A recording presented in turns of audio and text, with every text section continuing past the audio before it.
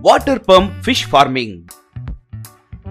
बहुत समय पहले मिश्रा नाम का एक जमींदार हुआ करता था। वो बहुत लालची और स्वार्थी था। उस गांव में दो बड़े बड़े मछलियों के तालाब हुआ करते थे। हर साल किसान जमींदार के पास आकर, श्रीमान, हर साल की तरह मछलियों के तालाब की देखभाल की जिम्मेदारी आपको ही दे रहे हैं। मेरे किसान भाइयों की भलाई ही मेरी भलाई है। आप अच्छे रहेंगे तो ही मैं अच्छा रहूंगा ना। किसान जमींदार को प्रणाम करके वहां से चले गए। बगल में रही उसकी पत्नी तब, क्या जी, आप हर साल उन किसानों को इतने पैसे क्यों देते रहते हो? आप पागल हो गए हो क्या? गुस्सा मत करो री। मैं उस तालाब में ज्यादा से ज्यादा 1 लाख रुपए का निवेश करता हूँ, मगर उन मछलियों को बेचने से आने वाला मुनाफा 5 लाख रुपए है। समझ आया क्या? मेरे कान में फूल मत रखो। ये सब उन किसानों को पता नहीं क्या? असल में बात ये है कि उन्हें तालाब के लिए लाख रुपए का निवेश देना मुमकिन नहीं है। मुमकिन क्यों नहीं है जी? वो किसान 1 लाख रुपए तक नहीं दे सकते क्या? यहाँ कौन कौन कितना निवेश करता है कहकर सिर्फ मुझे ही पता है री। इसलिए लाख रुपए के निवेश करने के हालत में वो होते तो वही देते थे ना। महीने में उन्हें ज्यादा से ज्यादा 5,000 मुनाफा मिलेगा। हर महीना लाख रुपए का निवेश करना उनसे नहीं हो पाएगा। वो सिर्फ मुझसे ही मुमकिन है। इसीलिए सब मेरे पास ही आते हैं। थोड़े दिनों के बाद वसंतराज नाम का एक इंजीनियर उस गांव को आया। कोई व्यापार करने के लिए उस गांव के गली गली में फिरने लगा। ऐसे फिरते फिरते मछलियों के तालाब के पास आया। उस तालाब में ज्यादा मछलियों को देखकर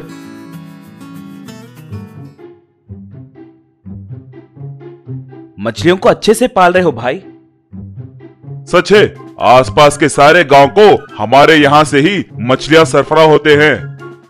वाह, तो फिर मुनाफा कितना होगा? बहुत ज्यादा ही कमाते होंगे ना? मिलता है, मगर बहुत कम मिलता है।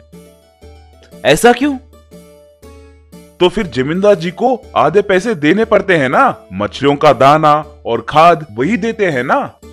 तुम लोग पागल हो गए हो क्या? 10 रुपए का निवेश देकर 100 रुपए का मुनाफा कमा रहा है वो। वैसे नीलामी में वही भाग लेंगे या और कोई भाग ले सकते हैं? कोई भी भाग ले सकता है, मगर लाख रुपए हाथ में तैयार रखना होगा। तुम दे सकते हो क्या?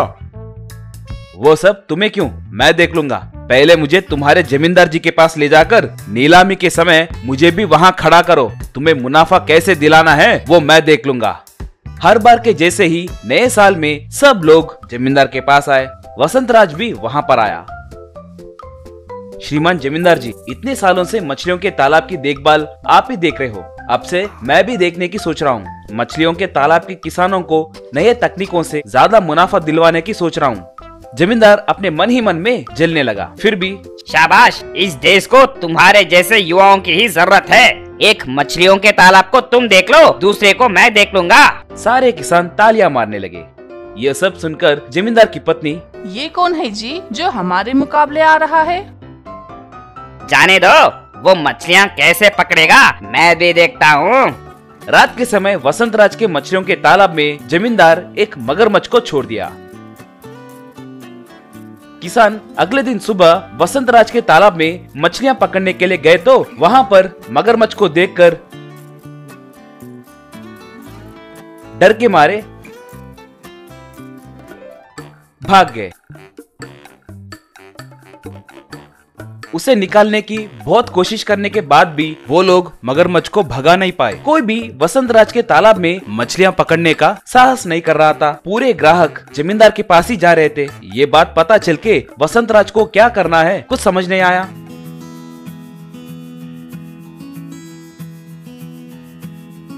वो रात भर अच्छे से सोचकर एक उपाय निकाला। एक मोटर पंप को लाकर तालाब में से पानी को थोड़ा थोड़ा करके निकालने लगा। मगरमच्छ दिखने लगी। वो मगरमच्छ के आगे थोड़े चिकन के टुकड़े फेंकने लगा। वो मगरमच्छ उन चिकन के टुकड़ों को खाते हुए बाहर आई।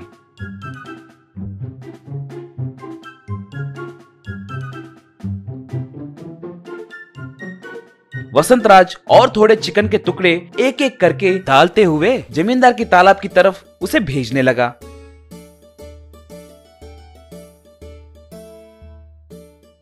अगले दिन किसान बाप रे, मगरमच्छ! जमींदार जी के मछलियों के तालाब में मगरमच्छ है। कहकर पुकारने लगे। बात पता करके जमींदार बाप रे, मगरमच्छ को उसके तालाब में फेंकने के लिए सोचे तो अब ये मेरे तालाब में आई क्या? कहकर सर पकड़ लिया।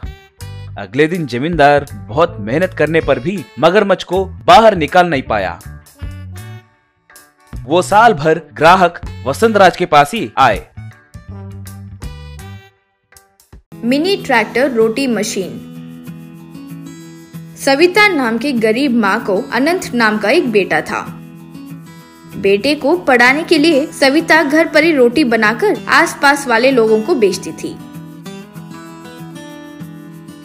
कुछ दिनों बाद अनंत अपनी पढ़ाई पूरी करके अपनी माँ के पास आकर, माँ, आपके दिए प्रोत्साहन के कारण ही मैं अपनी पढ़ाई पूरी कर लिया। अब से मैं आपके पास ही रहकर आपकी मदद करता हूँ।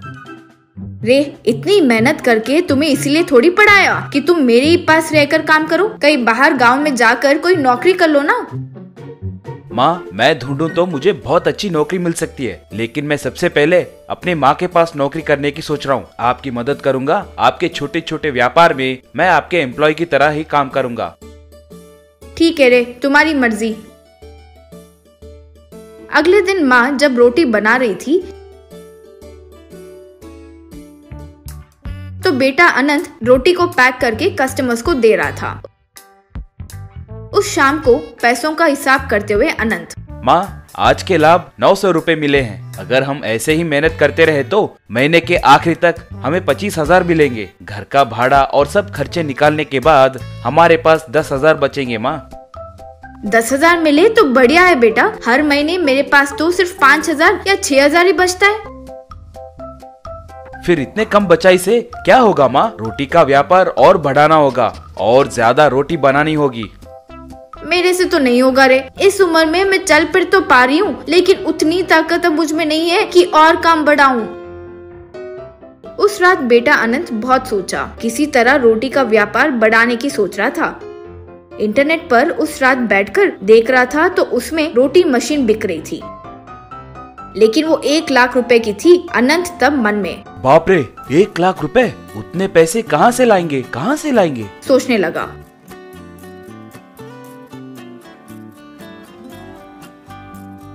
अगले दिन अपने दोस्तों के पास जाकर अपनी जरूरत के बारे में बताया। सब सही है रे, मैं दे दूंगा, लेकिन उस मशीन को कहाँ रखोगे?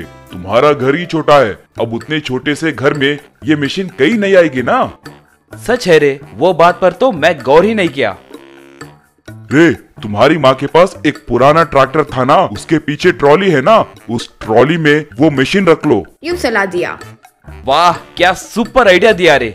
फिर दोस्त के दिए पैसों से वो मशीन खरीदकर ट्रैक्टर के पीछे लगाया।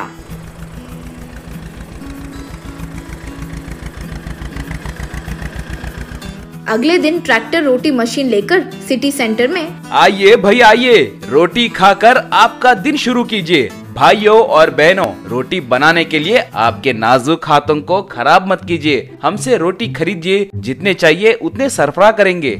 यूं पुकारने लगा। माँ जब रोटी मशीन में रोटी का आटा डाल रही थी, वो रोटी मशीन रोटी बनाते जा रही थी।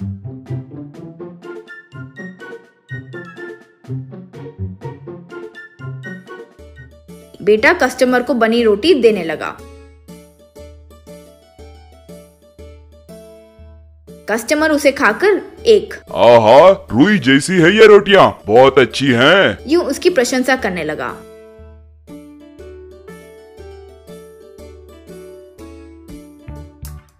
दोपहर में बेटा उस ट्रैक्टर रोटी मशीन को जहाँ खूब भीड़ थी उस गली में ले जाकर वहाँ भी रोटी बेचा।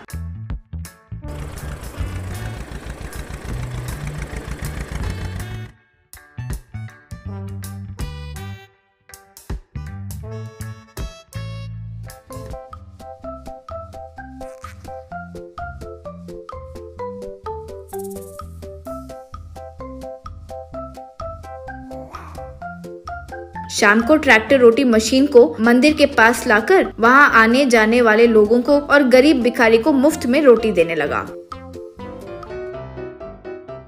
इस तरह ट्रैक्टर रोटी मशीन उस गांव में बहुत मशहूर हो गया। व्यापार भी आगे बढ़ने लगा।